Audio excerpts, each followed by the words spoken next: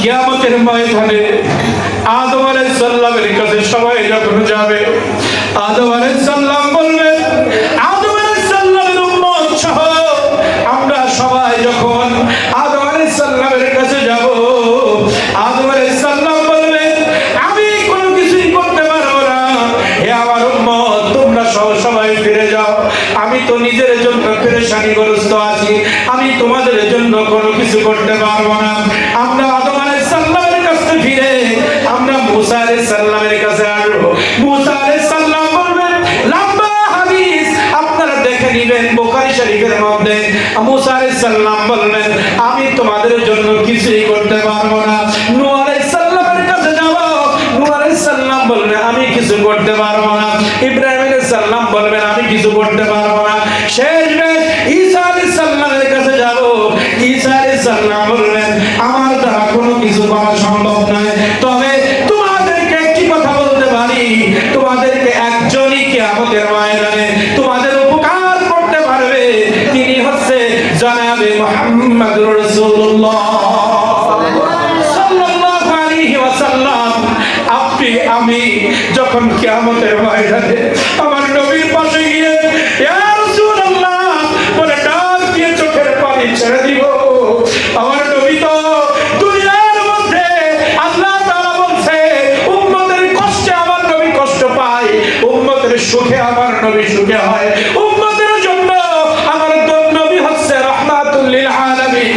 আমরা গিয়ে যখন বলবো, হে আল্লাহর রাসূল, হুজুর ওয়াজ করেছিল আপনি আপনার উম্মতের জন্য নাকি করুণাময়, আপনি আপনার উম্মতের দুঃখে নাকি দুঃখ পান, এই ওয়াজ তো আমরা ওই মাদার বেড়ে শুনেছি, গুনাহগার কাটি জমিনে শুনেছিলাম, বাহাদুরপুর জমিনে শুনেছিলাম, সমগ্র বিশ্বের আলেম ওলামাদের কাছ থেকে আমরা শুনেছি আমাদের কষ্টে নাকি আপনি কষ্ট পান, আমাদের সুখে আপনি সুখী হন, আমাদের উপরে আপনার মতো দয়া কেউ পৃথিবীতে করে নাই।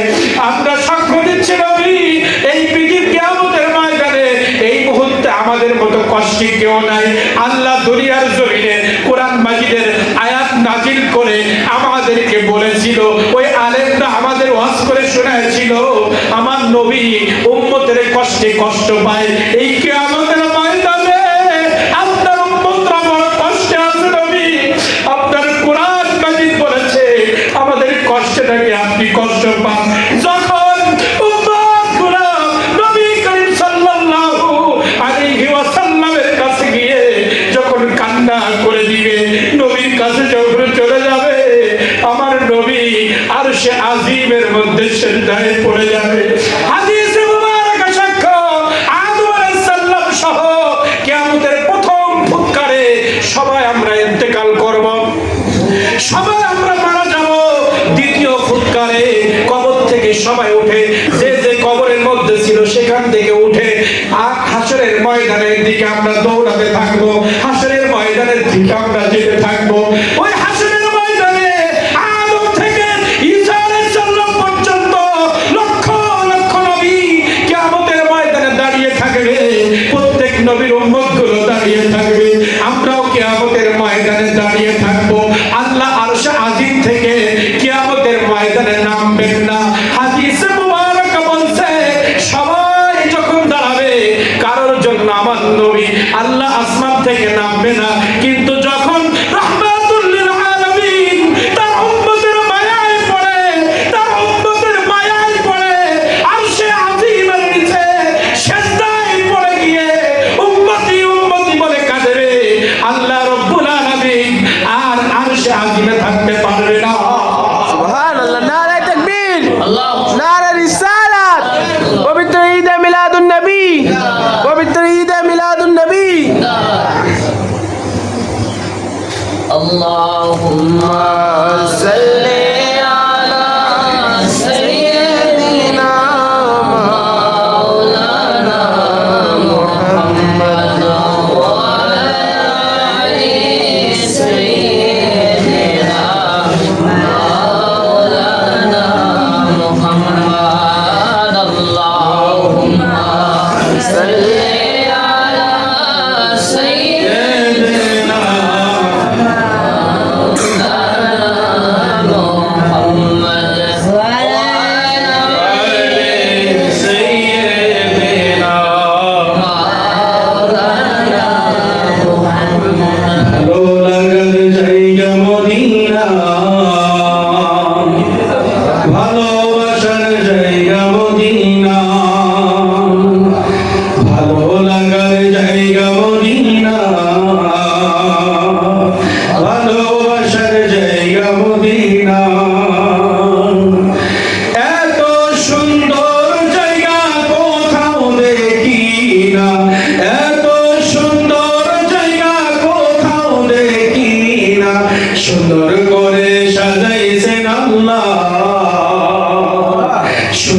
করে সাজাইছেন আল্লাহ।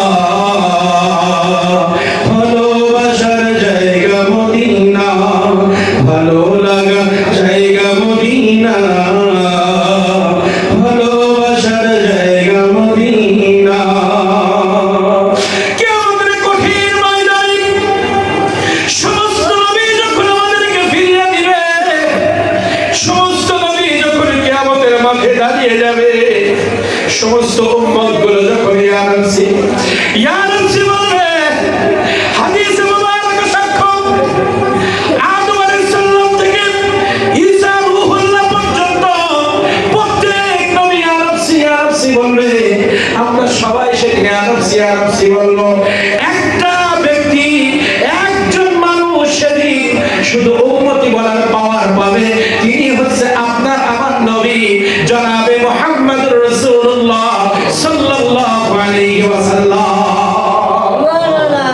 কিয়ামতের ময়দানে যখন আমার নবীজি সিজদায় পড়ে যাবেন, আল্লাহ তাআলা আর আরশে আজিমে থাকবেন না, কিয়ামতের মাঠে নামবেন। ও আমার নবী, ও আমার মায়ের নবী, আমার দোস্ত নবী, আমার বন্ধু নবী, আপনি মাথা উঠান, আপনি মাথা উঠান। আমার নবী বলবেন, আল্লাহ আমার একটা গুনাহগার উম্মত জাহান্নামে থাকতে আমি নবী মাথা উঠাইব না। যতক্ষণ পর্যন্ত আমাকে মহব্বত করা একটা উম্মত জাহান্নামে থাকবে, আমি নবী মাথা উঠাইব না। আল্লাহ আপনি বলেছিলেন 2 থেকে 2.5 বছর আপনি আমার সাথে কথা বলেন নাই, আপনি জিবরাইলকে আমার কাছে পাঠান নাই। এত কষ্টের পরেও আমি আপনাকে ভুলে যাই নাই। আপনি দুনিয়ার জিন্দেগিতে জিবরাইলকে দিয়ে আমাকে বলেছিলেন, ওয়ালা সাউফা ইউতিকা রাব্বুকা ফাতারদা। হে নবী, আপনি যা চাইবেন আমি আপনাকে তাই দিব। আমি তো দুনিয়ায় কোনোদিন আপনার কাছে সম্পদ চাই নাই। আমার শরীর রক্তাক্ত হয়েছে, এই রক্তের বিনিময়ে কাফেরদেরকে ধ্বংস করতে আমি বলি নাই। পৃথিবীর জমিনে আমার অনেক কষ্ট কাফেররা দিয়েছে, অনেক গালি কাফেররা দিয়েছে, আমাকে হত্যার ষড়যন্ত্র করেছে। আমি একটা বারও আপনাকে বলি নাই আল্লাহ এই বিপদ থেকে আমাকে বাঁচান, আমাকে আপনি রক্ষা করেন। আমি তো পৃথিবীতে চাই নাই, আপনি তো আমাকে দিতে চেয়েছিলেন। আমি পৃথিবীতে চাই নাই, আমি কিয়ামতের ময়দানে আমার উম্মতের জন্য চাইবো বলে আপনি বলেছিলেন, ওয়ালা সাউফা ইউতিকা রাব্বুকা ফাতারদা। আমি যতক্ষণ চাইবো, আমি যতক্ষণ খুশি না হব, ততক্ষণ আপনি দিবেন। আমি নবী খুশি হব তখন আমার সমস্ত উম্মত জাহান্নাম থেকে জান্নাতে যাবে তখন।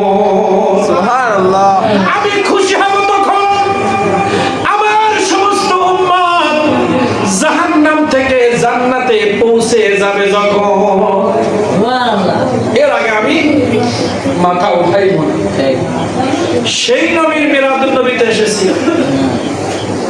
পৃথিবীর জমিনে কারোর পোশাক নিয়ে আল্লাহ তাআলা কথা বলে নাই।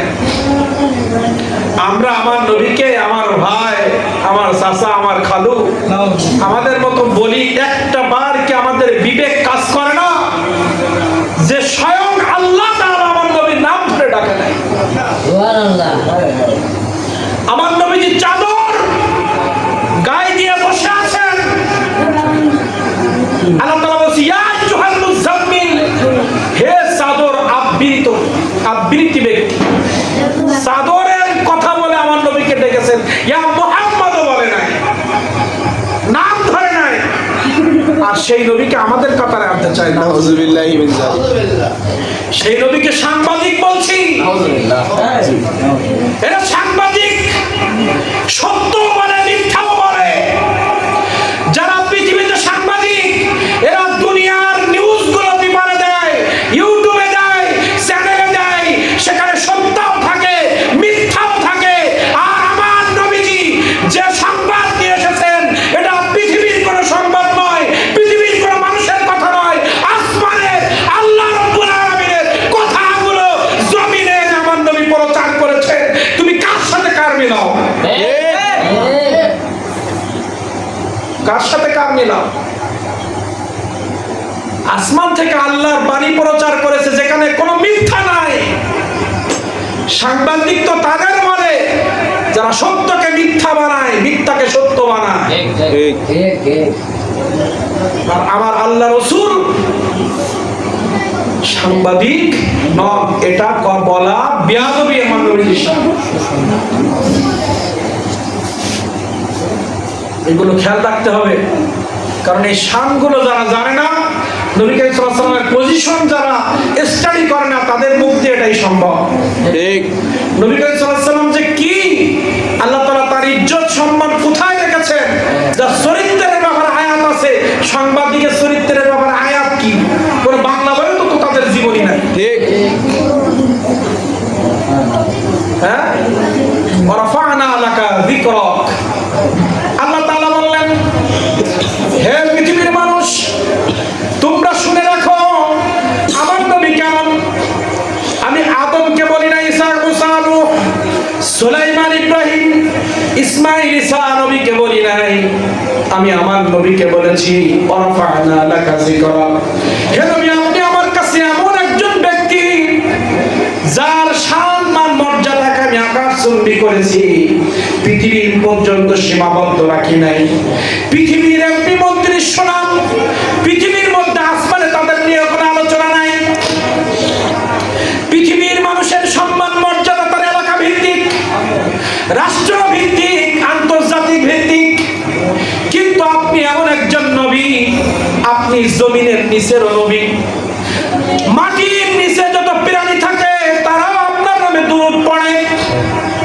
সমুদ্রের মধ্যে যে মাছগুলো থাকে তারাও আপনার দুরূদ পড়ে। আসমানে যত ফেরেশতা তারাও আপনার দুরূদ পড়ে। কার সাথে কার মিলান? আপনার শান মান মর্যাদা আমি আকাশচুম্বী করেছি। আল্লাহ রাব্বুল আলামিন বললেন, পৃথিবীর কোন মানুষ যদি আমার নবীর উপরে মহব্বতে একবার দুরূদ পড়ে, কয়বার? একবার। যদি নবী আপনি সবাইকে জানিয়ে দিন আপনার মহব্বতে আপনার উপরে পৃথিবীর কোন মানুষ মহব্বতে যদি একটা বার আপনার দুরূদে মুবারাকা পড়ে, আমি আল্লাহ আসমান থেকে তার উপরে 10 বার রহমত নাযিল করব। কার সাথে কার মিশাও? তুমি সারাদিন দেশের এমপি মন্ত্রীদের নিয়ে জিকির করলে একটা নেকিও নাই। আর যে নবীর নাম নিলে, যে নবীর উপরে দুরূদ পড়লে তাৎক্ষণিক 10 বার আল্লাহ তোমার উপরে রহমত নাযিল করে। পৃথিবীর জমিনে গাছগুলো আল্লাহর জিকির করে, মাছগুলো আল্লাহর জিকির করে। ইউসাব্বিহু লিল্লাহি মা ফিস সামাওয়াতি ওয়া মা ফিল আরদ। আল্লাহ তাআলা ইউসাব্বিহু লিল্লাহি মা ফিস সামাওয়াতি ওয়া মা ফিল আরদ। এই মাটা এমন একটি শব্দ, মান মানে যে বা তারা, কে, একজন ব্যক্তি। আর মা শব্দটা মানে পৃথিবীতে যা কিছু আছে তার জীবন থাক আর জীবন নাই, জীবন যার আছে আর জীবন যার নাই। এই মা শব্দের ব্যাখ্যা করতে গিয়ে মুহাদ্দিস ইকরাম ব্যাখ্যা করতে করতে আমার গায়ের পোশাক পর্যন্ত চলে আসছে। আল্লাহ রাসূল সাল্লাল্লাহু আলাইহি ওয়াসাল্লাম বললেন, হে আমার উম্মত, তুমি যে জামাটা গায়ে দাও, তুমি যে পাগড়িটা মাথায় দাও, তুমি যে টুপিটা মাথায় দাও, এই জামাটা যখন তুমি পাউডার দিয়ে, তুমি সাবান দিয়ে সুন্দর করে পরিষ্কার করো, পরিষ্কার করে যখন তুমি দড়ির উপরে নাপ দাও, পরিষ্কার করার সঙ্গে সঙ্গে ওই পোশাক আল্লাহ জিকির শুরু করে দেয়। এই মা এমন একটি শব্দ, যার জীবন আছে সেও আল্লাহ আল্লাহ করে, যার জীবন নাই সেও আল্লাহ আল্লাহ করে।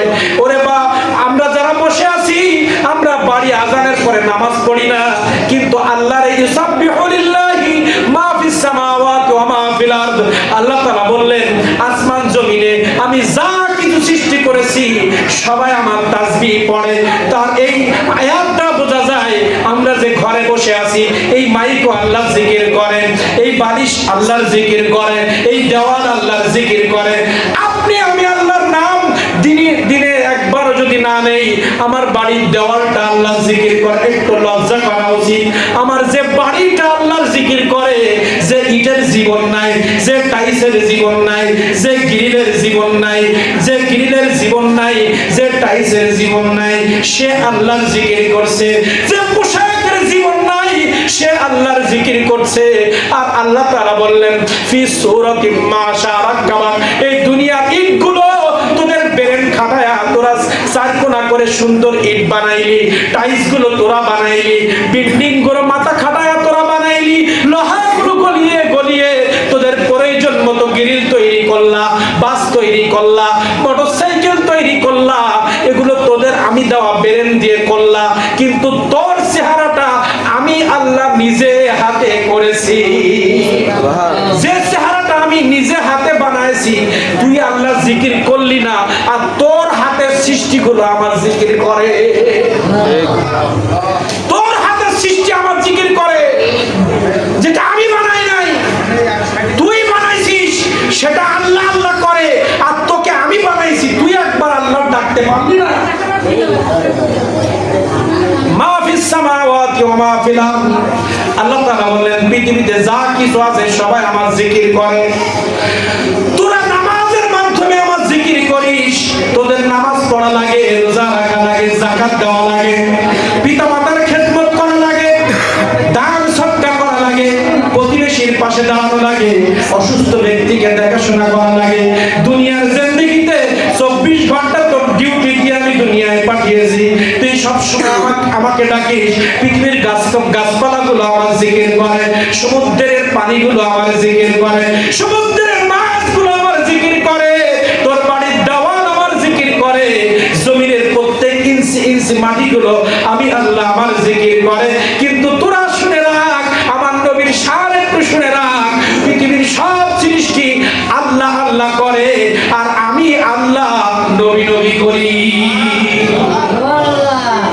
আল্লাহ তাআলা বললেন ইন্নাল্লাহা ওয়া মালাইকাতাহু ইউসাল্লুনা আলান নবী। তোরা আমার ডাকা ছাড়া উপায় নাই, আর আমি এমন একটা ঘোষণা দিয়েছি, নবীকে ডাকা ছাড়া আমারও উপায় নাই। তোদেরকে এমন ভাবে সৃষ্টি করেছি, আমাকে ডাকার বিকল্প কোনো পথ নাই। আর আমি এমন ভাবে আমার নবীর শান কোরআন মাজিদে দিয়েছি, নবীকে ডাকা ছাড়া আমার কোনো উপায় নাই।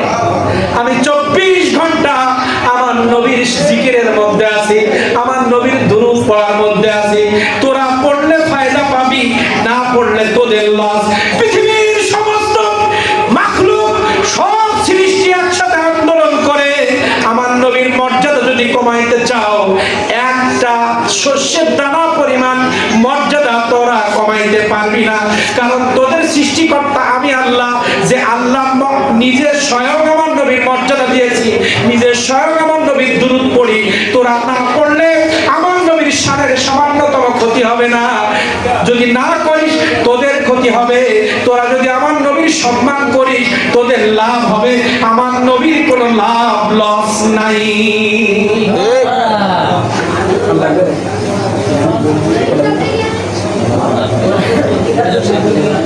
মেহেরবান। এবার এইটা পরে আমরা মিলাদকে আমাদের শেষ করতে, আজকে আমার অনেক হয়েছে, ঠিক না? নজরুলের শান কোথা থেকে শুরু করবো? কোনো জায়গা শুরু করে শেষ করা যাবে না। বহু আলোচনা, বহু আলোচনা, এখনো বহু আলোচনা বাকি ছিল, সেদিকে আর এখন যাওয়ার সুযোগ নাই।